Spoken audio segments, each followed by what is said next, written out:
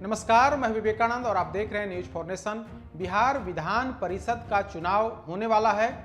संभावना है कि मार्च महीने में इसकी आधिकारिक तौर पर घोषणा हो जाए, लेकिन सभी दल, सभी गठबंधन पूरी मजबूती से चुनावी काम में लगे हुए हैं।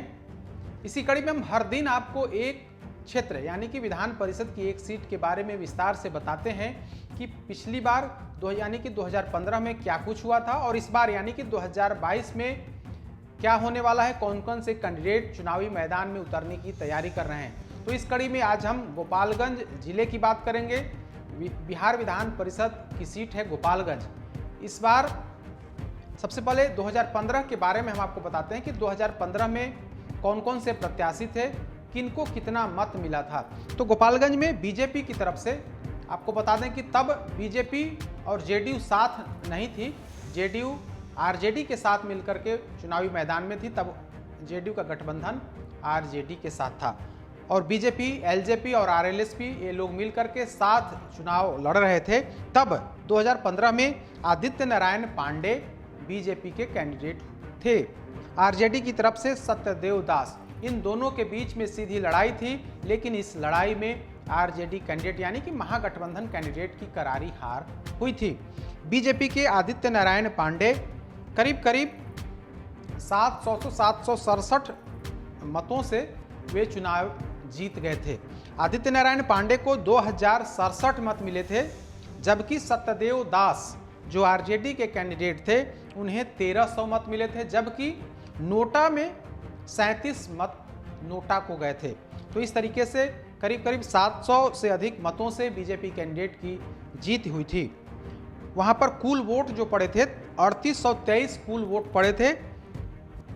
कुल वोट इतने थे यानी कि 3823 कुल वोट थे, उसमें से डाले गए थे यानी कि 3720 मतों का प्रयोग किया गया था। यानी कि 3720 पंचायत प्रतिनिधि या जो वोटर होते हैं बिहार विधान परिषद में, जो पंचायत प्रतिनिधि होते हैं, जो नगर निकाय के जो वार्ड सदस्य होते हैं वो होते हैं, विधायक होते हैं, तो इन सबों को मिलाकर के 3720 मत का प्रयोग किया गया था।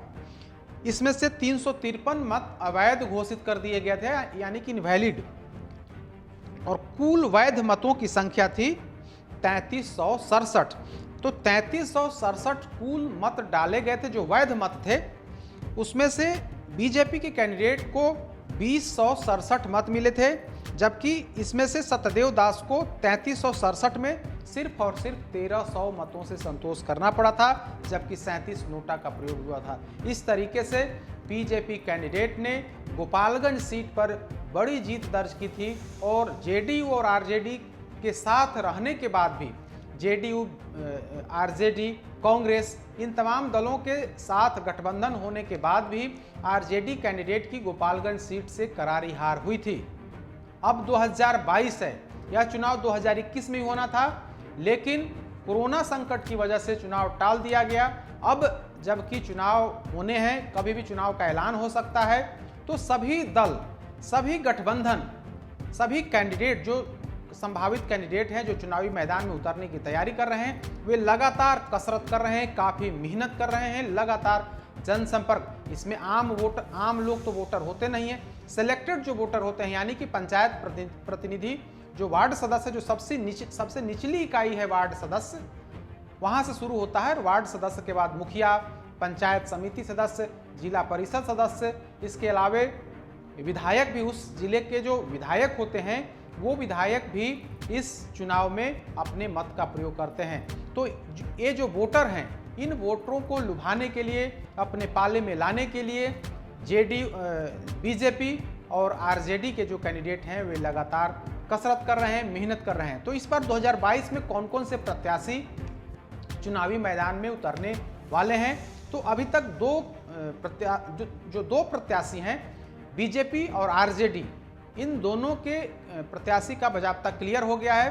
बीजेपी अपने सिटिंग जो कैंडिडेट हैं, जो सिटिंग एमएलसी आदित्य नारायण पांडे, एक बार फिर से उन्हीं पर दाव लगाने की पूरी गुंजाइश है, क्योंकि हालांकि बीजेपी की तरफ से आधिकारिक तौर पर अभी ऐलान नहीं किया गया है, लेकिन अधिक संभावना है 95% या यूं कहें कि 100% संभावना यही है कि आदित्य नारायण पांडे पर एक बार फिर से बीजेपी दांव लगाने वाली है, उन्हें चुनावी मैदान में उतारने की तैयारी कर रही है। वे चुनावी तैयारी भी कर रहे हैं, ऐसी जानकारी है।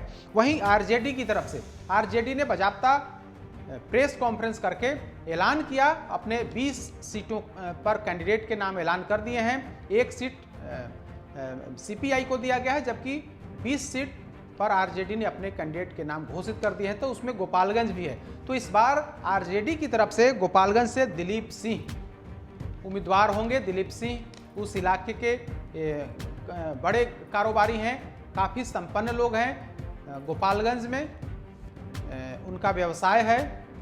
बताया जाता है कि मुर्गी का जो दाना होता है उसका एक बड़ा कारोबार है उस इलाके में, उस गोपालगंज में, और इनकी अच्छी पकड़ भी है, तो इन सबका लाभ जरूर मिलेगा। वहीं बीजेपी के जो निवर्तमान एमएलसी हैं आदित्य नारायण पांडे, वे भी अपनी कोशिश लगातार कर रहे हैं। बीजेपी कैंडिडेट लगातार संपर्क कर रहे हैं, लोगों को लुभाने की कोशिश कर रहे हैं। जो पंचायत प्रतिनिधि जीत करके आए हैं उन्हें सम्मानित कर अपने पाले में करने की कोशिश कर रहे हैं। तो सभी दोनों जो दल हैं, जो दोनों दल के जो कैंडिडेट हैं, वे पूरी कोशिश कर रहे हैं, पूरी मेहनत कर रहे हैं। हालांकि कांग्रेस के बारे में अभी तक पत्ता कांग्रेस ने नहीं खोला है कि कांग्रेस से कौन कैंडिडेट उस क्षेत्र में उतरेंगे, क्योंकि अभी तक संगठन के स्तर पर कैंडिडेट चयन का ही काम किया जा रहा है।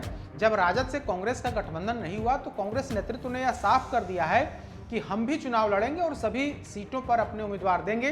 तो अधिक संभावना है कि कांग्रेस भी उम्मीदवार देगी, लेकिन कांग्रेस के उम्मीदवार कौन होंगे अब तक इस पर सस्पेंस बरकरार है। कांग्रेस नेतृत्व की तरफ से इस संबंध में कोई जानकारी नहीं दी गई है।